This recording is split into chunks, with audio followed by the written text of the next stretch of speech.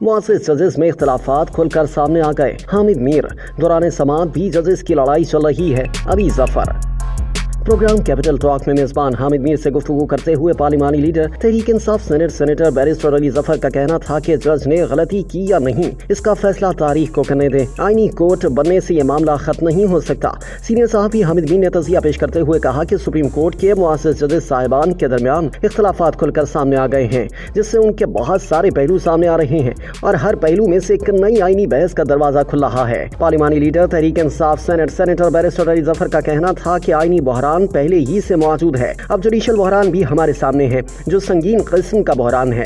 मुझे लगता है कि अब ये बहरान जिस तेजी से शिद्दत इख्तियार करता जा रहा है, खदशा है कि जिस तरह सज्जाद अली शाह के दौर में हुआ था कि वही ना हो जाए कि 3 मेंबर बेंचेस एक तरफ और बाकी सुप्रीम कोर्ट दूसरी तरफ थी, जिसका नतीजा क्या निकला वो सबको ही मालूम है। जो मौजूदा जुडिशल बहरान है, इसमें भी हमें शिद्दत बढ़ती नजर आ रही है।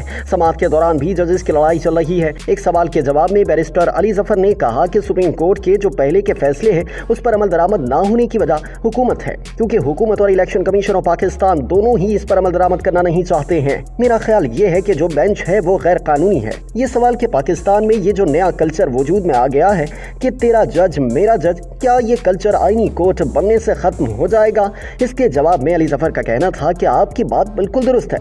जो जज खेला जा रहा है, जब हक में फैसला आए तो वो जज बहुत अच्छा लगने लगता है और खिलाफ आए तो वही जज बुरा लगने लगता है, और ये एक माहौल बन गया है और इसमें जिम्मेदार एक साइड नहीं हो सकती है। मेरी नजर में तो इसमें सारे ही एक ही लाइन के पीछे चलते हैं। मैं तो कहता हूं कि जज को छोड़कर आपको फैसले पर तनकीद का हक है, बाकी जज ने गलती की नहीं की उसका फैसला तारीख को करने दें। आईनी कोर्ट बनने से यह मामला खत्म नहीं हो सकता।